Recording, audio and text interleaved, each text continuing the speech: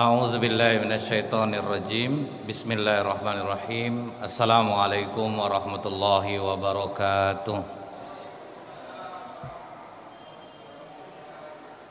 Innal hamdalillah nahmaduhu wa nasta'inu wa nastaghfiruh wa na'udzu billahi min syururi anfusina wa min sayyiati a'malina.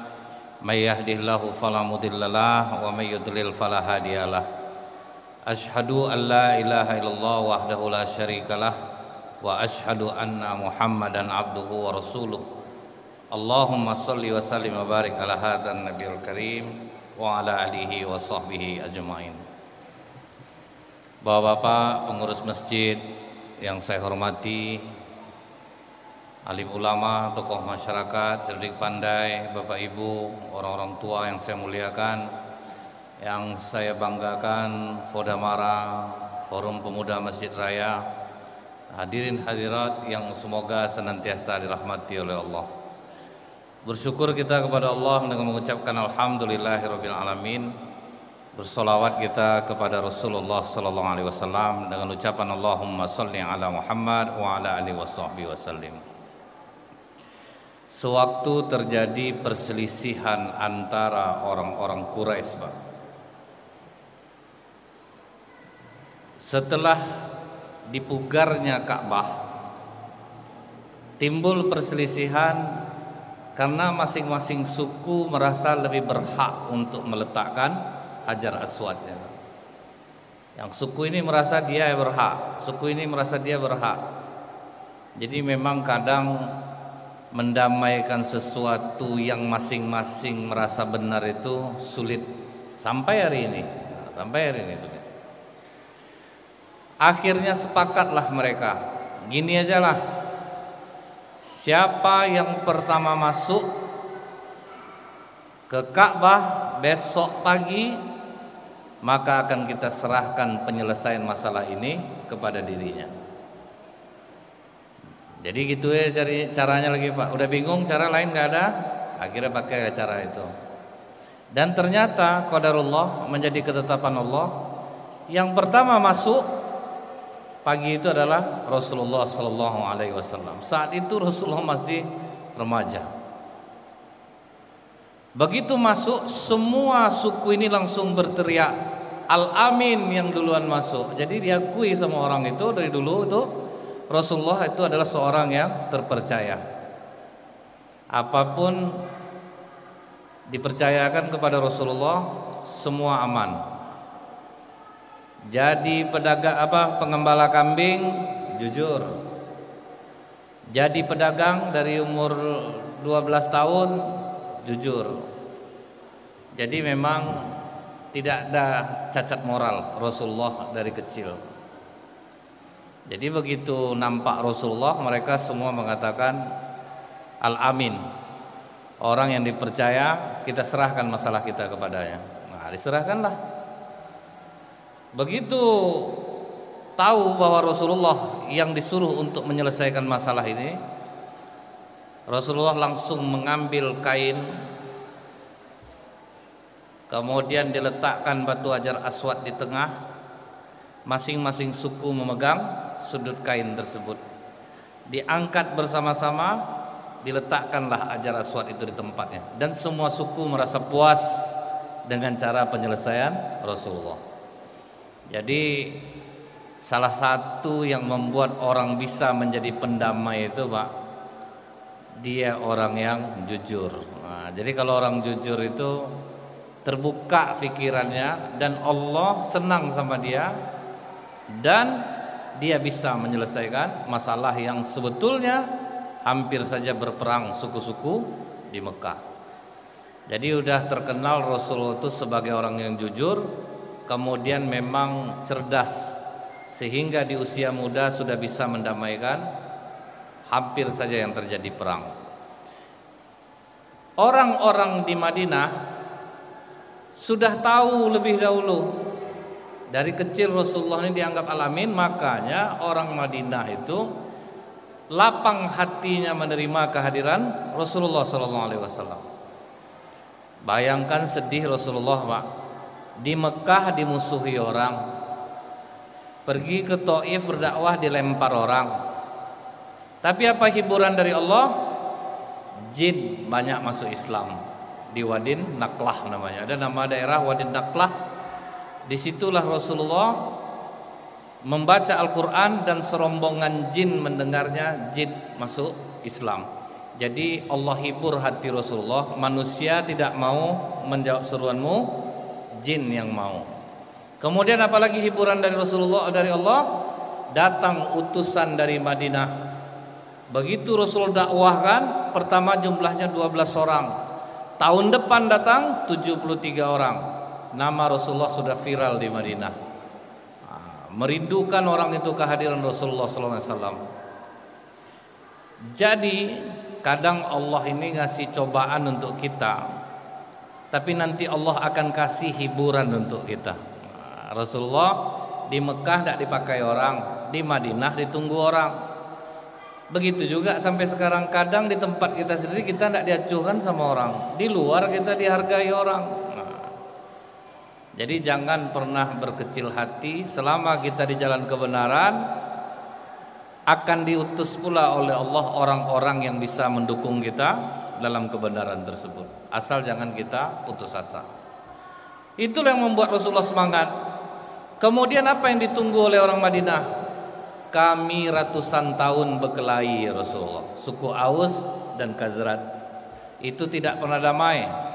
Ratusan tahun bertempur terus, saling membunuh. Jadi mereka merindukan sosok yang bisa mendamaikan perselisihan mereka. Jadi strategi Rasulullah itu untuk mempersatukan umat ini dimulai dari dirinya sendiri. Dia orang yang tidak cacat moral. Macam kita ini susah nih Pak, udah banyak masalah. Jadi susah kita menjadi juru damai. Nah, begitu Rasulullah sampai di Madinah, maka kerinduan mereka terhadap Rasulullah terwujud. Jadi apa kata Rasulullah SAW? Kumpulkan semua suku, Yahudi, Nasrani, semua suku yang ada di sini kumpul dulu. Rasulullah membuat undang-undang pertama tertulis di dunia, yaitu Piagam Madinah. Jadi dari Piagam Madinah ini kita tahu bahwa Rasulullah tidak mendirikan negara agama.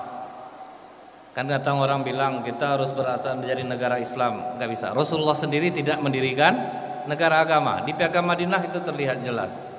47 pasal, tidak ada maksud Rasulullah ingin menjadikan Madinah itu negara Islam. Tidak. Karena waktu itu di Madinah juga ada tinggal orang Yahudi, ada tinggal orang Nasrani. Jadi kesimpulan dari Piagam Madinah itu, apa strategi Rasulullah? Menciptakan persatuan nasional dan solidaritas keimanan kaum muslimin harus bersatu dalam menghadapi kezaliman, anarkis, dan konspirasi musuh. Pokoknya kita, siapapun yang menyerang kita, kita harus bersatu. Itu dulu yang dibuat oleh Rasulullah. Kalau sempat ini kita terapkan, wah mantap kita Pak. Kita berselisih ya juga, tapi kalau ada yang nyerang, kita harus bersatu. Jadi kadang Pak ya, mohon maaf, malu kita sama anjing. Jadi kadang Allah ini memberikan kita pelajaran lewat apapun. Anjing sedang berkelahi, dia berdua, coba masuk binatang lain, langsung berhenti dia berkelahi, dikeroyoknya binatang yang masuk itu. Tuh. Kita pula lihat semut, sebetengkar apapun semut sesama semut, tidak pernah semut merah pindah ke semut hitam, belum ada lagi Pak. Jadi binatang pun bisa menjadi pelajaran bagi kita. Tumbuhan bisa jadi pelajaran bagi kita. Pohon pisang tidak akan mati sebelum dia mengeluarkan tunas yang baru. Artinya apa Bu? aku tidak akan mati sebelum aku memberikan manfaat kepada majikanku, dan aku tidak akan mati sebelum aku berbuah. Jadi tidak ada pisang yang mati sebelum berbuah. Setelah dia berbuah, betunas dia satu lagi, baru yang lama mati. Jadi ini pelajaran luar biasa diberikan Allah. Jadi walaupun di antara sahabat itu ada yang berselisih pendapat, tetapi kekompakan mereka, siapapun masuk mengganggu kita, kita hajar, lupakan perbedaan kita. Contoh nih, Ali dengan Umar bin Khattab itu kalau sedang musyawarah 100 perbedaannya. Arti maksudnya apa? Berbeda terus, tidak pernah klop. Tetapi ketika ada pendeta Yahudi, pandita lah istilah, tapi lebih gampang kita nyebutnya pendeta, rahib lah, rahib Yahudi pernah menantang Umar berdebat. Umar terdiam, tidak bisa menjawab pertanyaan pandita itu. Kata Umar kepada Salman, Salman, panggil Ali. Ini ada orang nih mau berdebat nih, panggil Ali.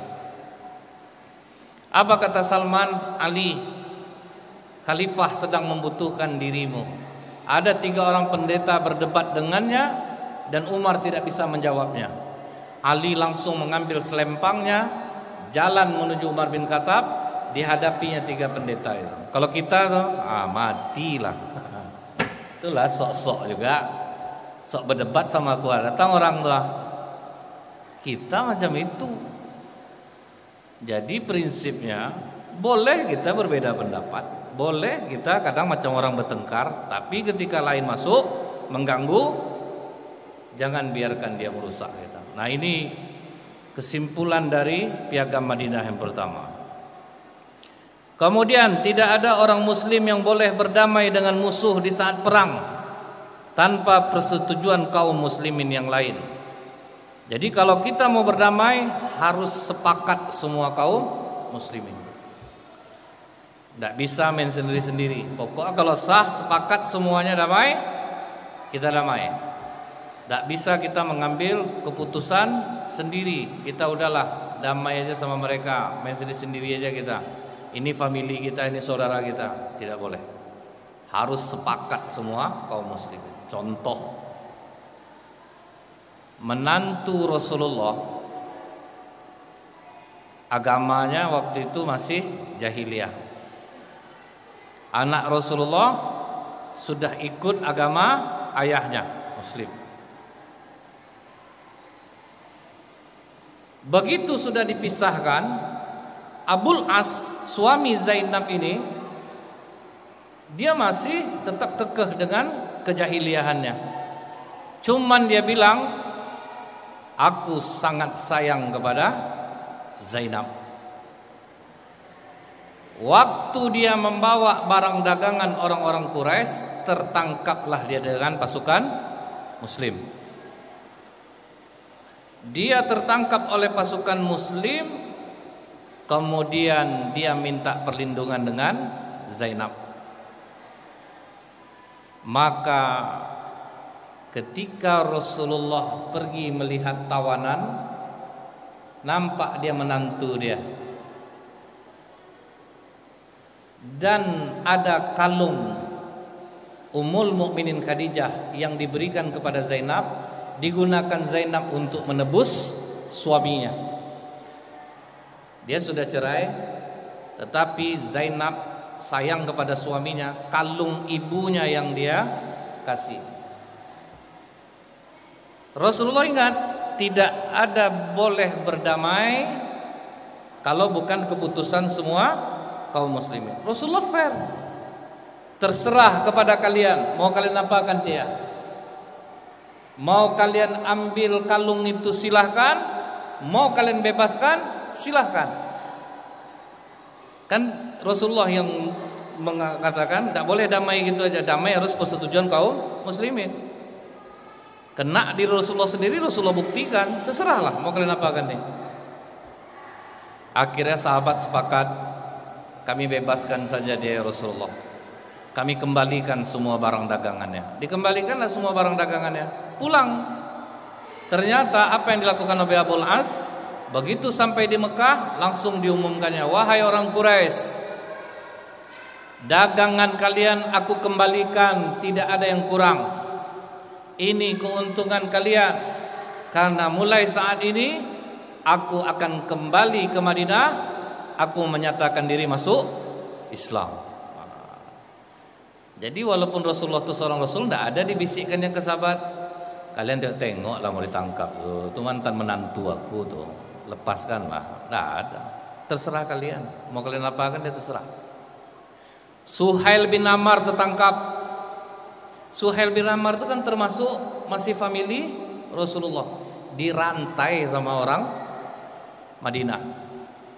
Sehabis perang Badar, dirantai.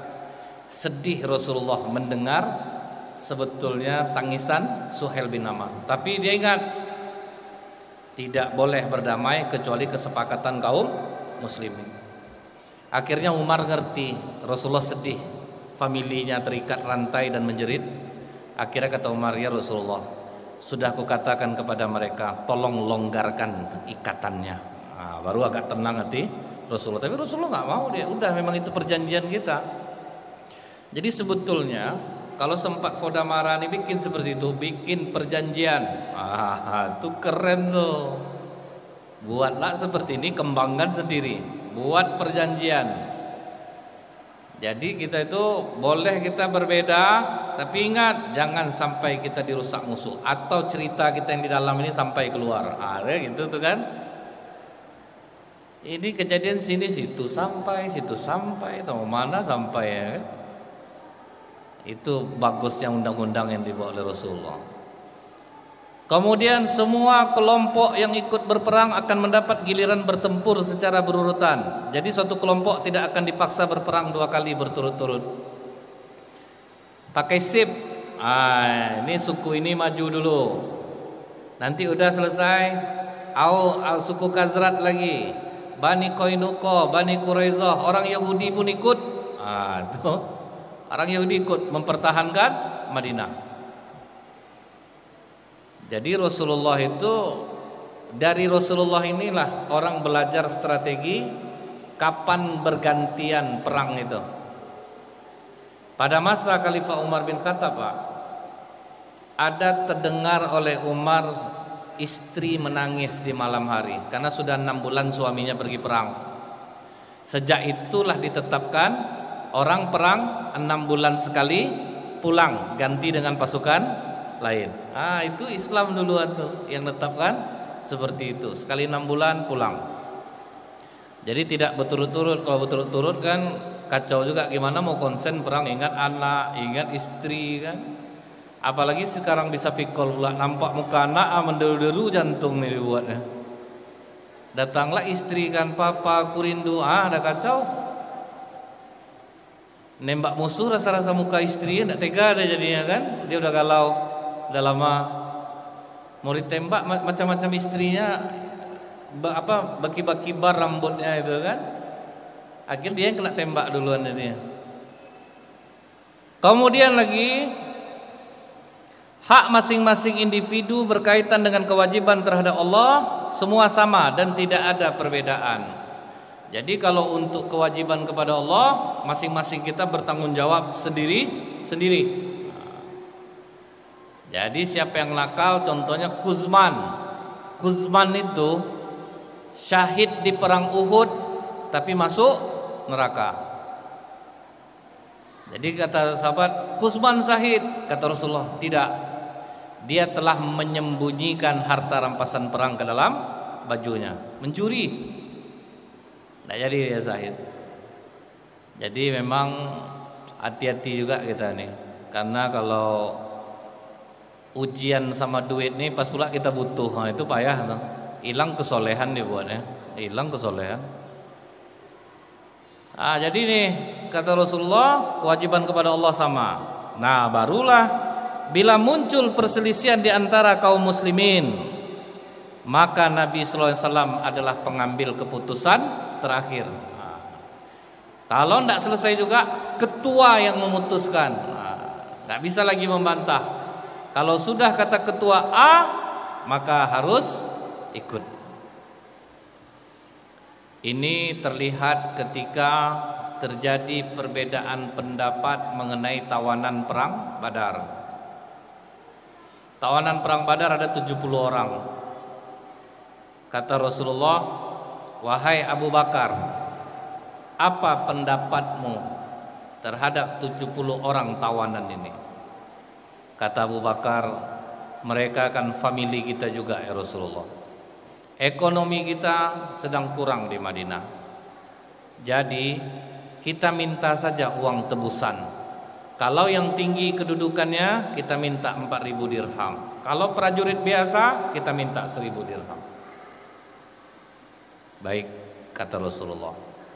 "Bagaimana menurut pendapatmu Umar?" Kata Umar, "Matikan saja semua ya Rasulullah." Kan beda nih kan? Matikan saja semua. Kalau perlu Suhail bin Ammar tarik lidahnya sebelum dipancung. Jadi yang satu mengatakan kita terima tebusan, yang satu lagi mengatakan matikan saja. Akhirnya Rasulullah memutuskan untuk membebaskan tawanan dengan uang jaminan. Maka Umar pun taat, Umar pun mendengar. Jadi itu. Jadi tidak ada terkecil-kecil hati, karena keputusan terakhir di tangan Rasulullah. Walaupun ternyata keesokan harinya Rasulullah dan Abu Bakar menangis terseduh-seduh. Umar lewat dan bertanya, "Ya Rasulullah, apa yang menyebabkan engkau menangis?" Kata Rasulullah, "Kemarin aku menerima pendapat Abu Bakar Siddiq membebaskan tawanan dengan uang jaminan, tapi ternyata Allah lebih memilih pendapat Umar bin Khattab. Andaikan Allah menurunkan azabnya pada saat ini, hanya Umar yang selamat." Itu pula diakui oleh Rasulullah. Jadi Rasulullah itu tidak ada menyembunyi-nyembunyikan, karena Rasulullah dimarahi oleh Allah dalam surat Al-Anfal ayat 67. Jadi ketika Allah memarahi Rasulullah, Rasulullah tidak menyembunyikan ayat ini, dan ayat itu sampai sekarang ada, tetap ada. Kemudian Rasulullah tidak ada ngomong ke Abu Bakar Siddiq, "Itulah gara-gara kau, aku yang kena jadinya. Aku terima pendapat kau teraniaya aku kena marah sama Allah. Janganlah tahu Umar lagi ya, nanti bengkek lah dia nanti." Tidak ada. Tetap buka sama Rasulullah. Itu jiwa Rasulullah tuh. Mengambil keputusan terakhir, kalau salah ngaku. Salah ngaku dia. Aku kena marah sama Allah gara-gara menerima pendapat Abu Bakar Siddiq. Jujur Rasulullah itu ngaku. Jadi seorang pemimpin tuh kalau salah jangan cari dalih. Ini kadang-kadang kan dalih bukan dalil dicari ya, dalih. Terima aja lah. Kita kalau salah diingatkan orang, gak usah cari pembenaran, terima saya salah. Sayang orang sama kita. Sayang orang sama kita. Tidak perlu kita jawab, dia gini masalahnya, akan saya tuh hari, tidak usah ke situ. Kita kalau salah nih, besok suatu saat berumah tangga, begitu istri kita marah sama kita, "Ya abang salah, salah abang minta maaf." Bukan rendah kita di mata istri, makin tinggi. Ini abang salah bang, baik-baik mulut kau sikit. Ada ikut pengajian ndak? Dosa gitu kan suami, udah salah ngegas lagi pak. Aku aja udahlah, ya bang salah. Kita sebagai orang tua dikritik sama anak, oke, papa akan berubah. Papa salah, bukan jauh anak dari kita. Ini deh kecil kau lagi bapak besar kan? Berani kau membantah papa? Inilah gaya. Yang anak gitu juga dimarahin, ngapa lambat pulang? Main aja kerjanya, semenjak ndak sekolah nih, daring-daring nih, main aja kerjanya. Papa tanya dulu orang baru pulang, ndak usah marah-marah deh, apa ndak sakit hati orang tua. Diam aja lah. Ada ya. Jadi Rasulullah itu pengambil keputusan terakhir, kalau salah ngaku. Itu pemimpin yang baik. Kemudian orang yang terjerat hutang besar tidak akan dibiarkan begitu saja, tetapi akan dibantu oleh seluruh kaum muslimin. Ini kawan berutang, biarlah dia tangga apa berutang-hutang dia, itu kita kenanya. Jadi misalnya nih Fodamara ngambil keputusan kayak gini, siapapun yang berutang bukan untuk kepentingan gaya. Kan ada gara-gara beli iPhone, pengen iPhone Pro Max, akhir berutang jadinya kan. Padahal iPhone Pro Max sama Samsung lipat, suara kita sama dengarnya, nggak ada beda. Kecuali kita pakai iPhone Pro Max tuh, kita dagang laris jadinya, suara kita tuh mendedayu. Senang hati orang dengar suara kita tuh, berjual beli kita langsung. Atau saya pun mau beli itu, saya pun mau. Ini tombol Samsung saya ini udah Samsung nan jauh di mato nih, tombol udah tidak bisa tekan lagi itu. Dari 2017 aman aja, tidak ada masalah. Apa tidak mampu beli iPhone? Enggak. Yang kedua, kalaupun ada uang, tidak akan mungkin itu pula dibeli dulu. Masa itu pula dibeli? Jadi kalau kita, kawan kita berhutang bukan karena kepentingan gaya, memang dia butuh makan, keluarganya, adiknya bayar uang sekolah, jatuh tempo, kawan-kawan yang satu organisasi, kita tek-tekan, kita nyumbang, kita bayarin, itu baru kawan. Saya agak terharu juga, ada tayangan, dia berempat punya HP semuanya, yang kawannya nengok. Rupanya yang 4 orang ini nyumbang, membelikan HP untuk kawannya. Saya ngambil persaudaraannya itu gitu. Bukan masalah dia beli HP memang untuk main game juga dia gitu. Tapi bukan itunya. Persaudaraan mereka itu. Sempat kita berpikir seperti ini, kawan yang berutang kita tebus rame-rame. Apa ndak senang persatuan jadinya kan? Aman, siapa yang berutang? Berapa utang? Untuk apa utang dulu? Untuk kebutuhan hidup kita tanggung rame-rame. Aman kan masalah kan? Kita ramai. Angka yang kecil kalau udah dikumpulkan rame-rame jadi besar lah. Besar lah. Anggota Fodamara berapa jumlah orangnya? Nyumbang 2000 satu orang, selesai utang orangnya itu dibuatnya. Cuman kan selama ini kita tidak tahu strategi Rasulullah ini. Nah, sekarang kan udah tahu nih, kita tinggal terapkan aja mana yang bisa kita terapkan. Kemudian apalagi isi perjanjian itu dalam kesimpulannya, kaum muslimin dan Yahudi adalah satu umat. Jadi tidak ada Rasulullah itu menganggap orang Yahudi itu orang lain. Orang muslim, orang Yahudi satu umat, hidup berdampingan di Madinah sebagai satu bangsa. Masing-masing bebas menjalankan ajaran agamanya. Jadi nggak diganggu. Di masa Khalifah Umar bin Khattab, Yerusalem itu dipimpin oleh seorang pendeta Nasrani, namanya Patriark Sporinus. Waktu Khalifah Umar akan mengambil kunci kekuasaan di Yerusalem, Khalifah Umar hanya berangkat berdua sama pengawalnya. Presiden berangkat hanya berdua dengan 1 ekor onta, berganti-gantianlah. Kalau kau capek, kau duduk di atas, aku jalan di bawah.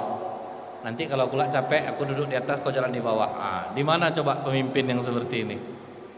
Jadi ganti-gantianlah, pengawalnya duduk di atas, Khalifah Umar jalan di bawah.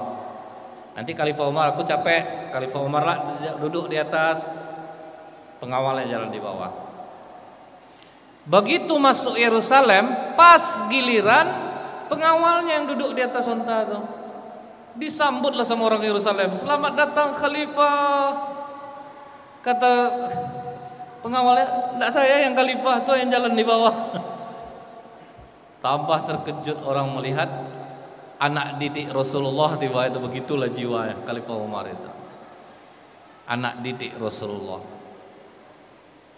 Pas masuk waktu zuhur, Khalifah, di tempat kami tidak ada masjid, yang ada cuman gereja. Nama gereja itu gereja Holy Sepulchre, gereja tertua di dunia.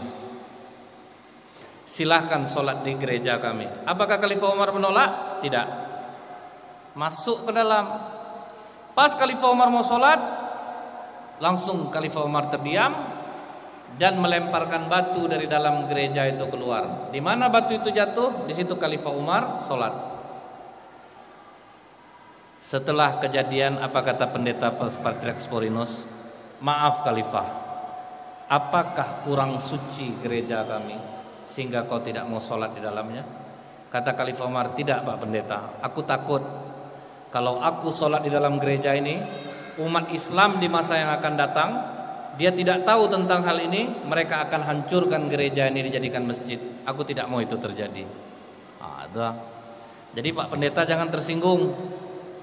Kalau orang Islam yang tidak tahu dia pemimpinnya pernah sholat dalam gereja ini, direbutnya nanti gereja ini. Akhirnya di mana Khalifah Umar sholat itu, disitulah dibangun masjid Umar bin Khattab oleh Salahuddin Al-Ayyubi. Jadi dekat jaraknya antara gereja Holy Sepulchre sama masjid Umar bin Khattab. Dan sekarang yang memegang kunci gereja itu umat Islam. Masih sampai hari ini di Yerusalem umat Islam dan Kristen itu berdampingan, damai. Nah, jadi ini kita lihat bagaimana toleransinya yang diajarkan oleh Rasulullah SAW, bahwa kita saling berdampingan dengan umat Yahudi menjadi satu bangsa, bebas menjalankan agama masing-masing. Dari dulu lagi Rasulullah udah ngajarin ini. Sekarang ini yang kita saling ejek. Kita di YouTube kita tengok nanti yang Islam ngejek Kristen, habis itu Kristen ngejek yang Islam. Kemudian yang aliran Islam ini ngejek aliran Islam yang ini. Bawalah dalil ini bawalah dalil ini. Kecolongan kita. Malu kita. Kemudian apalagi kata Rasulullah, orang-orang Yahudi yang menandatangani kesepakatan akan mendapat bantuan dan dukungan kaum muslimin. Jadi kalau misalnya orang Yahudi ada yang ganggu, orang muslimin akan maju. Karena kita satu bangsa. Jadi udah kesepakatan PK Madinah itu, maka orang Yahudi nerima gitu. Karena mereka merasa aman jadinya. Kita tidak diganggu, ibadah kita tidak diganggu. Tapi kenapa Yahudi akhirnya keluar dari Madinah? Karena mereka berkhianat. Mereka yang mengkhianati perjanjian itu. Itulah makanya keluar jadinya mereka dari Madinah, bersih dari Madinah. Karena mereka yang mengkhianati. Jadi bukan orang Islam yang mengkhianati mereka, tetapi mereka yang mengkhianati. Kemudian kaum muslimin dan Yahudi akan membantu melawan pihak yang menentang kesepakatan ini. Justru mereka kerjasama sama orang Quraisy untuk menghancurkan umat Islam waktu perang Khandaq. Jadi mereka yang khianat. Dari luar umat Islam mau diserang, dari dalam mereka mau menyerang. Jadi orang Islam tidak bisa disalahkan lagi dalam hal ini. Karena ada isi perjanjiannya, kaum muslimin dan Yahudi harus saling membantu dalam menghadapi serangan musuh ke Madinah. Kemudian tidak boleh ada orang kafir yang dimanfaatkan oleh kedua belah pihak. Orang kafirnya siapa? Orang Quraisy. Jangan sampai kita manfaatkan mereka untuk menghancurkan kita. Rupanya orang Yahudi kerjasama dengan orang Quraisy untuk menghancurkan umat Islam. Nah, di situ mereka akhirnya terusir dari Madinah. Kita lihat bagaimana Rasulullah ketika menaklukkan kota Mekah. Bagaimana strategi Rasulullah berikutnya? Tiap muslim adalah saudara muslim yang lain. Jadi kita tuh terikat dengan persaudaraan muslim. Jadi kita tidak boleh bermusuhan antara sesama muslim. Diikat oleh Rasulullah dengan kata-kata itu. Muslim adalah saudara muslim yang lain. Kaum muslimin adalah satu tangan yang berada di atas tangan yang lain. Sampai disindir oleh Rasulullah, binatang tidak memiliki jiwa persatuan. Hanya binatang yang tidak memiliki jiwa persatuan. Tapi kalau Islam melebur dalam jiwa persatuan. Kalau binatang, jiwa serigala terpisah dengan jiwa anjing. Walaupun dia sebangsa, serigala sama anjing, jiwa mereka terpisah. Tapi kata Rasulullah, kita ini umat Islam, kita manusia, kita harus bersatu. Jadi kalau kita tanamkan nih, kita umat muslim bersaudara, mungkin tidak terjadi yang seperti sekarang. Kan kita sama kita nyerang kita nih sekarang ini. Sesama muslim saling serang, saling tidak cocok satu sama lain, bersalam pun tidak mau, sampai menegur pun tidak mau lagi. Tidak ada lagi rasa hormat terhadap ulama. Kalau tidak cocok, dia habis-habiskan menghancurkan kehormatan ulama ini. Begitu juga sebaliknya, ini menghancurkan kehormatan ulama ini.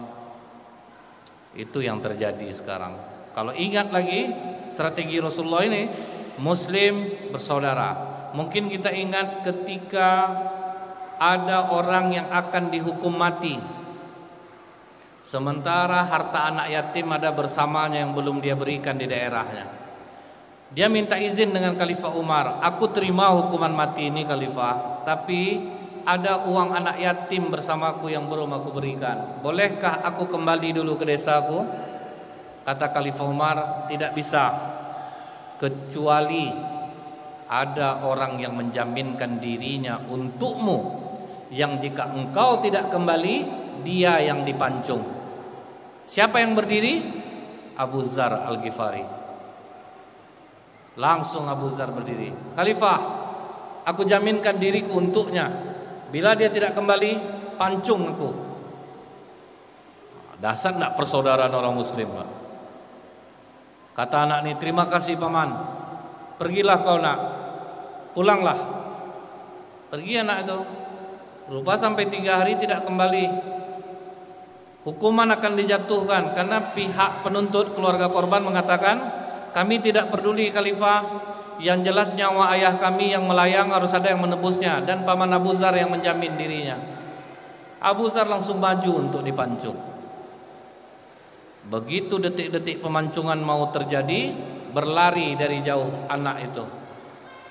Tunggu Khalifah, Khalifah, Khalifah, Khalifah, Khalifah. Kamu gema-gema tuh.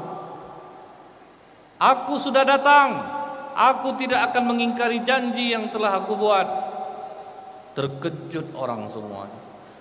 Akhirnya orang bertanya kepada Abu Dzar, paman, pasti paman berani menjaminnya karena paman kenal sama bapaknya kan? Enggak. Rupanya enggak kenal sama bapaknya, Pak. Atau kenal sama ibunya? Enggak. Atau paman kenal sama dia? Enggak. Kok berani menjamin? Apa kata Abu Dzar Al-Ghifari? Aku tidak mau membuat orang berkata bahwa tidak ada lagi orang Islam yang sayang kepada saudaranya sesama Islam. Dahsyat persaudaraan kita. Sekarang rapuh, kita rapuh. Kadang kita terikut-ikut jadinya. Saya insya Allah berlepas diri karena sesama muslim. Mending kita nggak usah komen, diam aja. Ini kawan awak juga, ini kawan awak juga. Mending udahlah. Kadang enak pula jadi orang awam nih lagi. Diam-diam amalannya tinggi. Awak sibuk berdebat. Karena kalau kita sibuk berdebat, sholat tidak akan kusuk. Sudah jelas. Sholat tidak akan kusuk.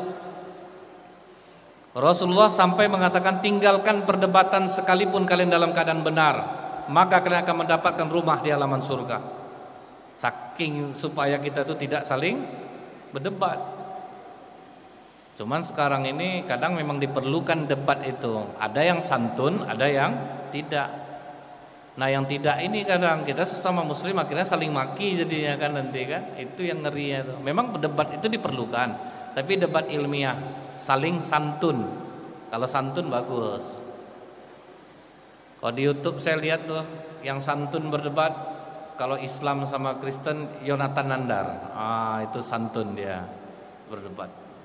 Sampai orang Kristen pun ngefans sama dia karena dia tidak pernah terpancing. Dia tidak pernah terpancing, mau dihina oleh pendeta mau apa dia tidak pernah terpancing. Dia tetap santun. Itu yang bagus itu. Kemudian ketika orang-orang mukmin mendengar orang mukmin itu bersaudara seperti satu badan, satu sakit, semuanya merasakan, maka umat Islam waktu itu sangat kompak jadi tidak mau menyakiti sama saudaranya. Maka Abu Ayyub Al-Ansori Rasulullah pernah memanggil Abu Ayyub Al-Ansori. Apa kata Rasulullah? Wahai Abu Ayyub, maukah kau aku tunjukkan sedekah yang disukai oleh Allah dan Rasulnya? Kata Abu Ayyub Al-Ansori, sukai Rasulullah, aku mau. Rasulullah mengatakan, hendaklah engkau mendamaikan orang-orang yang bertikai. Itulah sedekah yang paling disukai oleh Allah dan Rasulnya, bukan duit. Jadi jangan dikira sedekah itu hanya uang. Mendamaikan orang itu sedekah yang paling disukai oleh Allah dan Rasulullah. Ini kadang-kadang dialah yang ngasut, bang, aku kan dekat sama bang nih bang, nggak enak hati aku abang dijelek-jelekkan dia. Siapa? Malas aku ngasih tahu bang, tidak enak lah dia bang. Itu mancing namanya tuh. Kapan perlu robah isi cerita tuh. Makanya kita itu dibolehkan berbohong untuk mendamaikan orang. Aku muak nengok dia tuh. Abang salah bang. Dia aja bang ya, kalau dengar tentang abang bang, sayang dia sama abang bang. Tidak pernah dia menjelekkan abang, padahal tidak tanggung banyak dia menjelekkan lagi kan. Aku muak nengok dia tuh, kelakuannya macam ini. Di sini beda ceritanya. Dia salut nengok abang bang, abang betul-betul gigih. Itu caranya. Ini ndak, kau ada dengar ndak aku dijelekkan dia? Entahlah bang, aku nanti kalau aku sampaikan ndak enak lah bang. Itu memancing namanya itu. Sampaikan aja lah, ndak apa-apa, aku ndak akan emosi dong. Kalau abang dengar bang ndak mau makan, abang sudah tahu itu tambah menjadi orang dibuatnya. Kita itu paling itulah. Padahal kita melewatkan sedekah yang terbaik. Itulah sedekah yang terbaik itu, mendamaikan orang yang bertikai.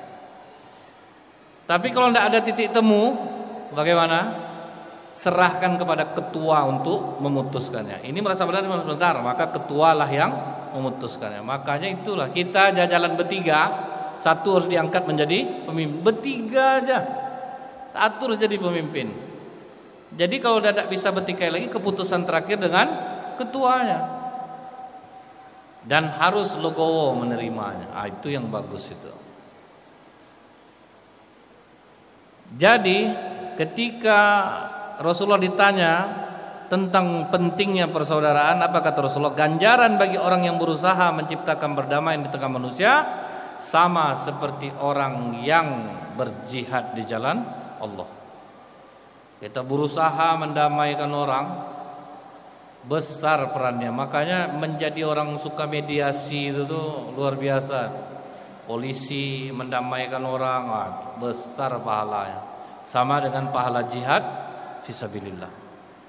Jadi ini besar kalau niat kita ikhlas karena Allah.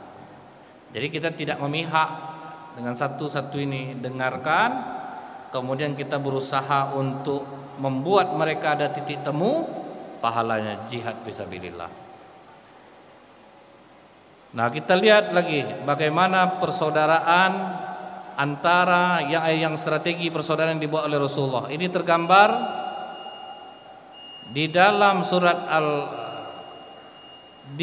Al-Hasyr 59 ayat 9. Insyaallah nanti habis Isya akan kita lanjutkan kembali. Subhanakallahumma bihamdika asyhadu alla ilaha illa anta astaghfiruka wa atubu ilaik. Assalamualaikum warahmatullahi wabarakatuh.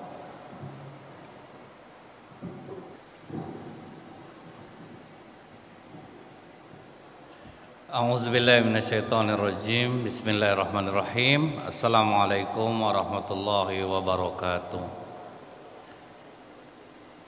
Innal hamdalillah nahmaduhu wa nasta'inu wa nastaghfiruh wa na'udzu billahi min syururi anfusina wa min sayyiati a'malina may yahdihillahu fala mudhillalah wa may yudlil fala hadiyalah. Asyhadu an la ilaha illallah wahdahu la syarikalah wa asyhadu anna Muhammadan abduhu wa rasuluh. Allahumma shalli wa sallim wa barik ala hadzal nabiyil karim wa ala alihi wa sahbihi ajmain. Ikhwan dan akhwat, saudara yang semoga senantiasa istiqomah di jalan Allah. Jadi dalam surat Al-Hasyr ayat 9 itu, apa kata Allah? Walladzina tabawwa'ud dara wal imana min qablihim yuhibbuna man hajara ilaihim wa la yajiduna fi sudurihim hajatan mimma utu wa yu'thiruna ala anfusihim walau kana bihim khassasah. Dan orang-orang yang telah menempati kota Madinah dan telah beriman, yaitu orang Ansor, sebelum kedatangan Muhajirin, mereka mencintai orang yang berhijrah kepada mereka. Nah, inilah cara strategi Rasulullah berikutnya, mempersaudarakan antara Muhajirin dan Ansor. Dan mereka tiada menaruh keinginan dalam hati mereka terhadap apa-apa yang diberikan kepada orang Muhajirin. Jadi kalau misalnya nih pembagian harta rampasan perang ini kasih banyak bagi orang Ansor, itu tidak masalah. Kalau kita kan beda pembagian, ngamuk gitu kan.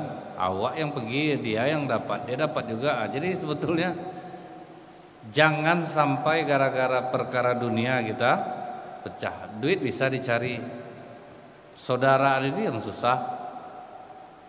Kemudian sekalipun mereka memerlukan apa yang mereka berikan itu, tapi orang Ansor ini pokoknya tidak ada jadi masalah kalau orang Muhajirin banyak dapat atau terlebih, tidak ada masalah bagi mereka. Ini kita lihat di dalam sebuah hadis. Ada seseorang yang mendatangi Rasulullah SAW dalam keadaan lapar, yaitu orang Muhajirin, orang dari Mekah. Datang menghadap Rasulullah, dia dalam keadaan lapar. Maka Rasulullah mengirim utusan kepada istri-istri Rasulullah. Tanyakan kepada istri-istriku, ada tidak makanan yang bisa dimakan malam ini? Nah, jadi Rasulullah itu bukan main todong orang dulu, makan, ngajak dia makan enggak? Ditanyanya dulu ke istri-istrinya, ada enggak yang punya makanan? Kata istri-istri Rasulullah, kami tidak memiliki makanan kecuali air. Jadi lihat Rasulullah SAW itu gimana masyarakat tidak mau menurutinya, karena dia sendiri mencontohkannya. Dia bukan orang yang kaya. Jadi dia sebagai pemimpin itu sampai kata orang susah untuk membedakan yang mana Rasulullah pemimpin dan yang tidak, karena gayanya sama. Kalau kita kan kelihatan tuh, misalnya orang mau ceramah, tahu kita tuh ustadznya, jubah beda, kan, selempang beda, gaya duduknya beda, langsung tahu kita tuh ustadznya. Di antara pejabat mana yang pimpinan, tahu kita, nampak dari bajunya beda dari yang lain, bahannya beda, itu pemimpinnya. Tapi kalau Rasulullah susah membedakan, dia macam-macam masyarakat biasa saja. Sampai tanya ke istri, rupanya tidak ada masakan di rumah. Baru Rasulullah mengatakan, siapakah di antara kalian yang mau menjamu orang ini? Langsung salah seorang sahabat Ansor mengatakan, aku ya Rasulullah. Padahal tidak kenal nih, katanya Rasulullah minta, siapa yang mau menjamu dia? Aku ya Rasulullah. Jadi orang Ansor ini pulang ke rumah, kemudian dia katakan kepada istrinya, wahai istriku, muliakanlah tamu Rasulullah. Karena Rasulullah ini yang nyuruh, siapa yang bisa menjamu? Istrinya menjawab, wahai suamiku, kita tidak memiliki makanan sebetulnya malam ini kecuali jatah untuk anak kita. Anaknya tidak makan nih, ada jatah makanan untuk anak kita. Maka kata orang Ansor ini, siapkan makananmu itu, nyalakan lampu dan tidurkan anak-anak kalau mereka minta makan. Begitu betul lah untuk menyediakan orang makan. Kalau sempat nih akhwat jadi istrinya ngamuk mungkin ya, abang ndak ada otak abang, anak makan orang pula mau dikasih makan. Begitulah mereka bersaudara itu. Ini orang kelaparan, anak kita tidurkan dulu. Disuruh tidurkan anak. Setelah itu wanita itu pun diambilnya makanan untuk anaknya, dinyalakannya lampu, ditidurkannya anak-anaknya, lalu dia bangkit seakan memperbaiki lampu dan memadamkannya. Jadi ini makanan sudah dihidang, kemudian istrinya mematikan lampu dan mereka pura-pura makan. Padahal sepenuhnya makanan itu dimakan oleh tamunya. Jadi dia nak makan, duduk sama-sama dipadamkannya lampu. Mati lampu. Aduh, ini lampunya rusak. Silahkan makan. Kita sama-sama makan. Dibunyi-bunyikannya lah mulutnya. Seolah-olah dia sudah makan. Itulah dasarnya persaudaraan orang muslim itu ya. Justru kadang orang-orang yang sudah tahu agama sulit mengamalkan ini. Tapi anak jalanan banyak yang bisa mengamalkan ini. Kita ini apa namanya nih, teori banyak tapi mengamalkannya tidak ada. Tapi kalau anak-anak jalanan dia memang di lapangan. Saya ada melihat anak jalanan dua beradik, adiknya masih kecil, disuapkannya makan, adiknya nyok makan, dibilangnya dia udah kenyang untuk adik aja, disuapkannya adiknya. Jadi orang yang sudah tahu agama sulit untuk mengamalkan ini. Nah, jadi gini kita harus tahu nih sejarah bagaimana Rasulullah mengajarkan persaudaraan orang muslim itu lebih mementingkan orang lain daripada dirinya sendiri, termasuk untuk anak kandungnya. Akhirnya mereka tidur dalam keadaan lapar. Keesokan harinya si suami ini datang menghadap Rasulullah. Kemudian Rasulullah langsung mengatakan apa? Malam tadi Allah tertawa. Itu kata Rasulullah. Malam tadi Allah tertawa dan takjub dengan perilaku kalian berdua suami istri. Lalu Allah menurunkan ayatnya dalam surah Al-Hasyr 59 ayat 9 itu, bahwa dan mereka mengutamakan orang muhajirin atas diri mereka sendiri sekalipun mereka memerlukannya. Itulah asbabun nuzul turunnya surah Al-Hasyr ini, karena sahabat Ansor menjamu tamunya dari muhajirin sampai dia tidak makan, istri tidak makan, anak tidak makan. Nah, jadi ini strategi Rasulullah mempersaudarakan orang muslim itu.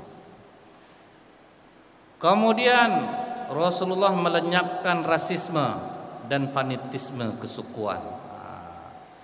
Dia kan apa namanya nih, banyak suku-suku ini merasakan dia yang paling hebat. Misalnya kalau kita nih ngumpul keluarga, ini paman kalian mau maju jadi anggota dewan nih.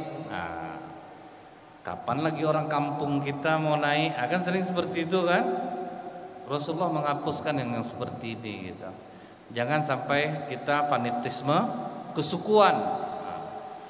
Dan bahkan Rasulullah menyamakan antara budak dan majikan sama di mata Allah.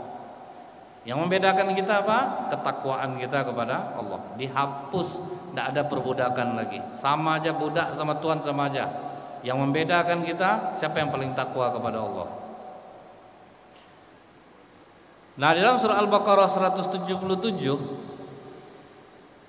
kita bisa melihat apa kata Allah, sesungguhnya kebajikan itu ialah beriman kepada Allah, hari kemudian, malaikat-malaikat, kitab-kitab, nabi-nabi, dan memberikan harta yang dicintakan kepada kerabat, dan selanjutnya termasuklah memerdekakan hamba sahaya.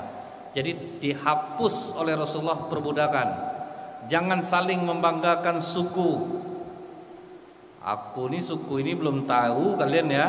Kan inilah kadang kan pantang bagi orang suku kami kalau diginikan. Itu dalam Islam tidak boleh. Jadi kita orang Islam bersaudara, tidak ada suku-suku lagi yang harus kita bangga-banggakan. Kalau kita bertengkar, jangan bawa-bawa suku. Sampai apa kata Rasulullah? budak Ethiopia dan majikan Quraisy berdudukan sama di sisi Rasulullah. Kalian semua adalah keturunan Adam yang berasal dari tanah. Tidak ada orang Arab lebih unggul daripada orang Ajam, kecuali dari sisi ketakwaan. Nah, jadi tidak ada perbedaan kita. Di sisi Allah kita orang yang bertakwa. Cuman ingat, kita diajarkan Rasulullah adab. Nah, ini bedanya. Jangan gara-gara tidak ada kita disama nyetat. Ustadz sama saya sama. Nah, ini bahaya juga nih. Kalau sempat orang beranggapan seperti ini, akhirnya dia tidak akan ada rasa hormat kepada gurunya. Kita sama aja Pak. Yang membedakan kita ketakwaan di sisi Allah. Azab nanti. Kalau macam itu pula kita menilainya. Kita diajarkan adab. Orang tua lebih kita hormati, guru kita lebih hormati, yang kecil kita sayangi. Jadi harus ada seperti itu. Nah, jadi pernah nih Salman Al-Farisi itu kan dia ini dari Persia. Dia tuh masuk Madinah jadi budak. Pas duduk di masjid, udah ngobrol-ngobrol, nah mulailah pembicaraan itu mengenai keturunan. Nah, bicara masalah keturunan. Akhirnya orang-orang yang lain masing-masing cerita, aku nih garis keturunan ini, garis keturunan ini. Kan kita sering bangga-bangga gitu ya mendengar orang tuh, aku nih keturunan darah biru nih, kau biru aku coklat lagi, diam aja gitu. Begitu kan lagi ya, orang sombong terhadap keturunan dia dari mana. Maka kata Salman, aku ini Salman, putra seorang hamba Allah. Aku dahulu tersesat, namun Allah membimbingku melalui Rasulullah. Dahulu aku miskin, dia membuatku kaya melalui Rasulullah. Aku dahulu budak, tapi sekarang aku dimerdekakan melalui Rasulullah. Pas Nabi datang, apa kata Salman memberitahukan kepada Rasulullah tentang apa yang dia katakan? Maka kata Rasulullah, wahai orang-orang Quraisy, kehormatan seseorang ditentukan oleh agamanya, kemuliaan akhlaknya, dan oleh akalnya. Jadi tidak ada masalah keturunan ini, keturunan ini. Yang membedakan kita apa tadi? Kemuliaan akhlak, kemudian agamanya dan akalnya. Itu yang membuat kita hebat. Jadi bukan masalah keturunan kita. Jadi jangan berbangga-bangga masalah keturunan. Ini cara Rasulullah menyatukan kita. Nah, jadi setelah kita fahami ini, mudah-mudahan kita bisa mengamalkannya dan menjadikan hal ini untuk kita simpan supaya kita bisa saling menguatkan persaudaraan dengan cara Rasulullah SAW. Subhanakallahumma bihamdika asyhadu an la ilaha illa anta astaghfiruka wa atubu ilaik. Assalamualaikum warahmatullahi wabarakatuh.